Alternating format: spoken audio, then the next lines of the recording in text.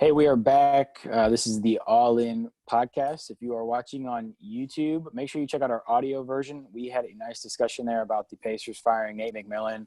That is not on the YouTube channel. So make sure you go check out the audio version. If you go to anchor.fm/all-in-pod, you can find all of our episodes on all of the different platforms, or you can go to allinnetwork.net and you can find the link to the podcast as well as the podcasts, our other podcasts that we have, All In Politics, Rodo Radio, Rain and Bliss, and Beast Gaming, our newest podcast, which debuted last week. So make sure you check out allinnetwork.net. On this part of the podcast, we want to discuss some playoff happenings, what's going on. We want to get you guys catch up. So we'll start with the Lakers and the Clippers. The Lakers and the Clippers, they both took kind of commanding leads. It looks like I think the Lakers are probably going to wrap it up Wednesday night. We're doing this Wednesday, in midday, so it hasn't happened yet. I think they're probably going to wrap it up. I don't think Dame Lillard's playing tonight. And the Clippers last night, Tuesday night, took a commanding 3-2 lead with a really dominant performance. Paul George stepped up big time, and they really kicked the crap out of the Mavs after losing Game 4 on that Luka game winner. So between these two teams, it looks like they're both going to get out of the first round, which we expected. Who are you feeling most confident about going forward? The Lakers. And coming into the playoffs, I was not feeling that way. After game one, I wasn't feeling that way.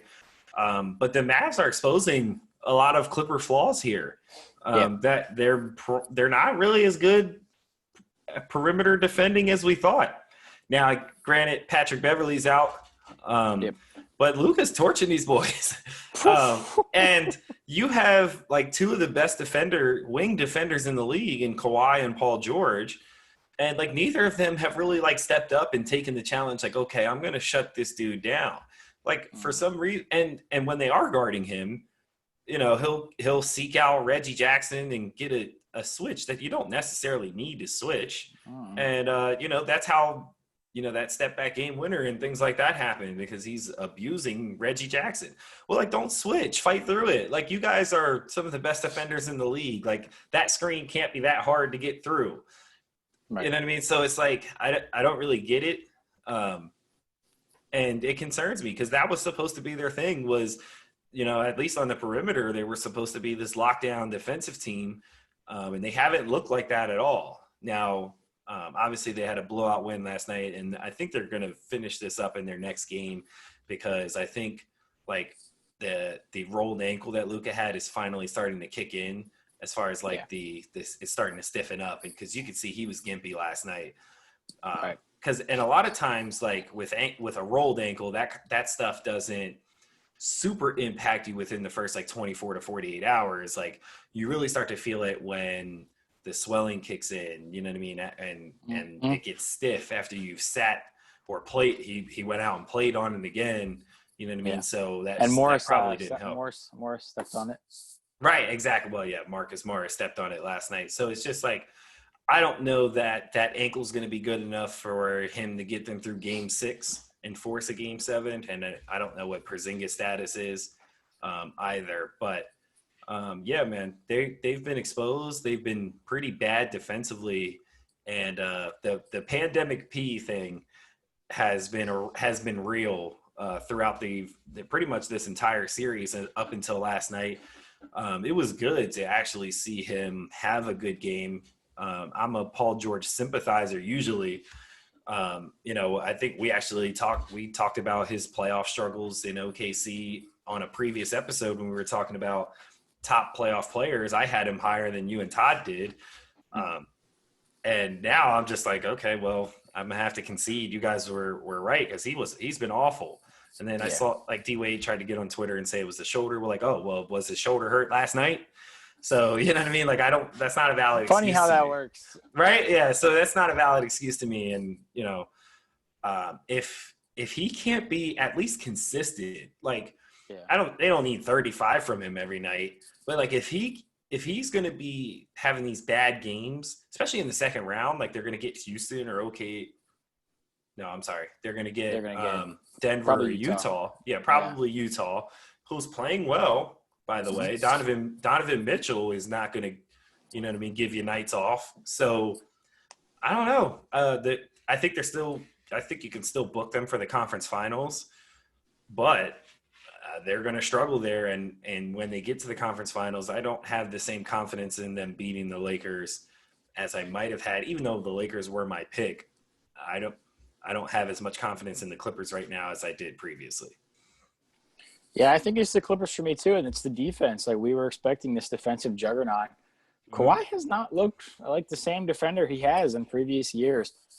I also don't understand the switchability that Doc Rivers thinks that his guards have. They clearly don't. I do not think they should be switching 1 through 5. And if it's a matter of kicking Kawhi and Paul George in the butt and saying you got to get over these, or even under these. I mean, even this Luka, like, you can kind of go under. He's not that good of a shooter. I mean, he's like 31% shooter, 3-point shooter this year. Like, I'd go under it to avoid the switch. I'd rather have going under it than and potentially he shoots a 3 than, getting switched and Reggie Jackson and Lou Will are out there to die.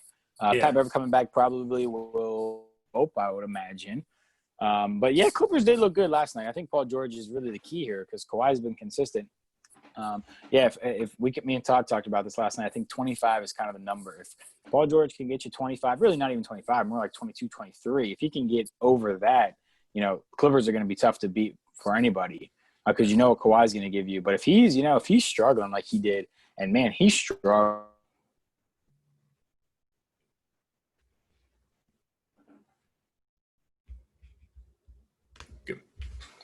But if he can give you like 25 plus, like, they're going to be tough to beat.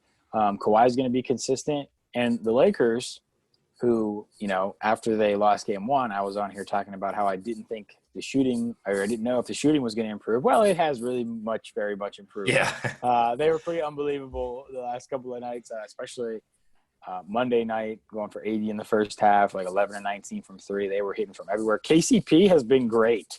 Yeah. Danny Green's been better, and Anthony Davis has been a force.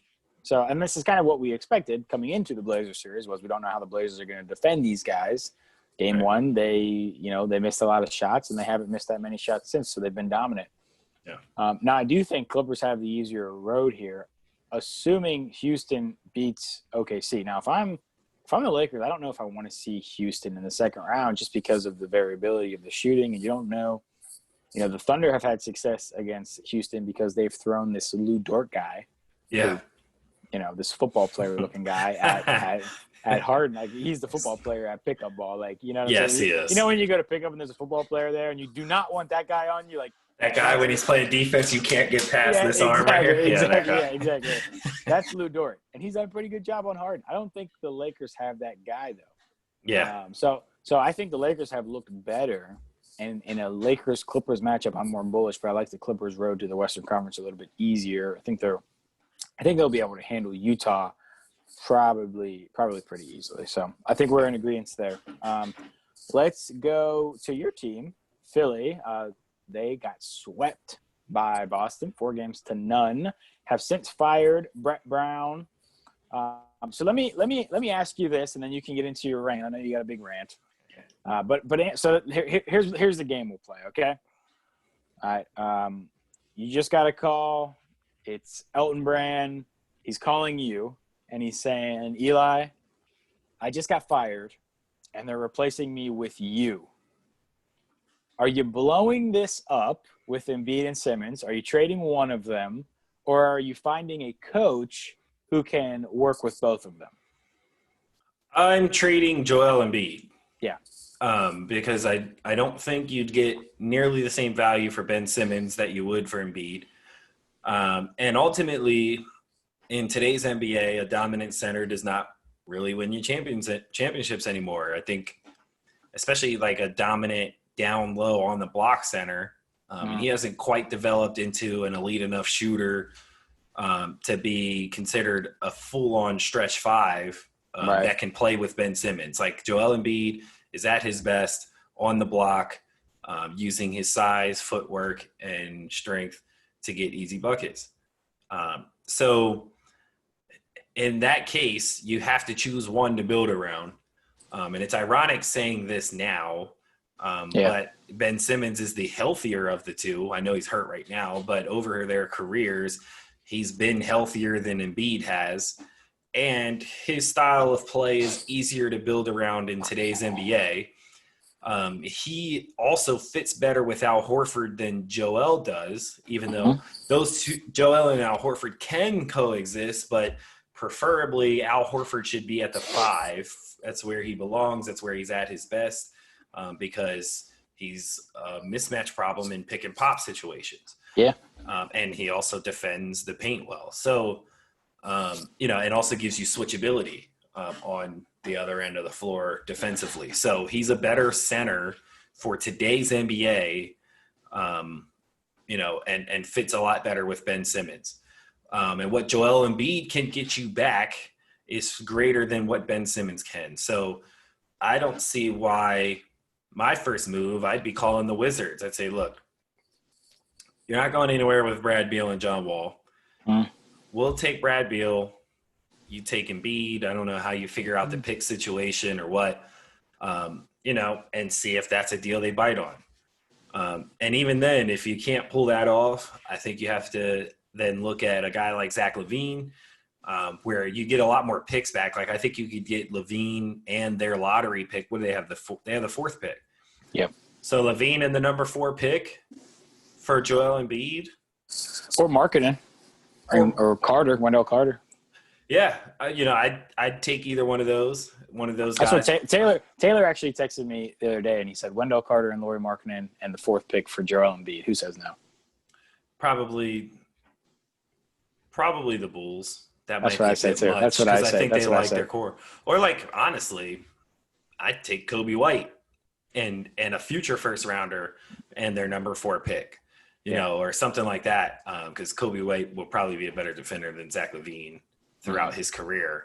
But again, you're kind of resetting your timeline there, because you need to give Kobe some time to develop. But right. I think that's what you got to do anyway, unless you could pull a Brad Beal. That's the only way you kind of stay in a top 4 position, I think, in the East, maybe. But as of right now, the way this team is constructed, it's not going to work. And Elton Brand has already come out and said he's not looking to trade Ben Simmons or Joel Embiid, and he said he's looking to complement them better. Well, how are you going to do that with Al Horford's contract? Explain that to me, because who's taking that on with how he played this year? Or Tobias.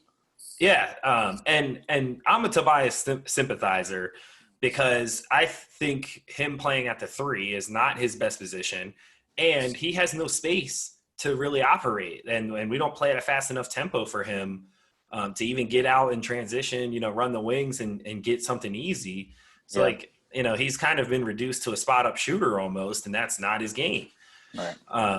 So I think he's a better player than what he's shown over this season, but I blame that on how this team is structured around him. But like you said, that's going to be a hard contract to move after the way he played this year. The only player, the easiest one to move is going to be Embiid. And really, you don't have the cap space to necessarily improve this roster. You got to figure out what you're going to do with Josh Richardson, as I believe he's a possible free agent. I think he has a player option or something like that. So you could possibly be losing him, and he's one of our best 2-way players. So you got to make a decision there. So the Sixers have to figure something out. Step 1 was to fire Brett Brown, because he's not a championship level coach. Even though I appreciate everything he went through over his 7 years as the Sixers head coach and all the turnover he's had, and he absolutely deserved the chance to attempt to get this team over the hump. He couldn't. He had 3 straight tries and could not get out of the second round. At that point, you have to say, okay, well, and they've given him a multitude of different types of rosters, where at the first year we had much more shooting. Second year, not quite as much, but we had a closer in Jimmy Butler, and then Tobias, and unfortunately lost on a game winner from Kawhi. And then this year, you lose Jimmy Butler and you didn't get any better. So you got to say, okay, well, we got to move on from Brett Brown, find somebody else who's going to be able to coach Ben Simmons and Joel Embiid. If that's your plan, you need to everybody who steps in that interview needs to come in and say how they're going to get these two to be able to coexist effectively, and how you're going to get the players around them to complement those two, since you are not looking to move either one of them. And you know what? If they can't move either one of them, if they can't get, the right things back for either one, fine, don't trade them. Give them maybe one more run together and see if a new coach can figure it out. And then if not, you have to blow it up. And at that point, Elton Brand's probably out the door himself because he didn't blow it up. Yeah. So, I'm surprised he's not yet. Yeah, I think he should be on thin ice. Like, this should be like, yo, this is your last chance. Get us a team that can get out of the second round at least, or you're gone. Yeah. Get us a head coach who can figure out how to make Joel Embiid and Ben Simmons work, since you don't want to trade either of them. And if the coach that comes in can't figure it out, you got to go. Yep. And not that I don't like Elton Brand. I just really didn't like the Horford signing. I think that's the biggest mistake. I didn't like the giving up Mikal Bridges for Zaire Smith either. I thought that was an awful trade, and it's proven now. We also passed on Michael Carter Jr. in that draft. As much as I think he's an idiot, he would be a great fit for us. So, it's there's been some mistakes. We don't draft well either. That's what scares me. It doesn't seem to matter who's in that GM chair. We do not draft well unless, Ben Simmons falls in your lap, Joel Embiid fell in your lap at the third pick. Like, unless a player falls in our laps, we do not draft well, and it scares me. So we'll see. I would trade Embiid. I would take almost any offer, I think, that most people would give if whoever it was, Chicago. If you can even get a top, you know what I'm saying? Like, if the Warriors came with a Wiggins and number 2 pick, I might look at that. Like, yep.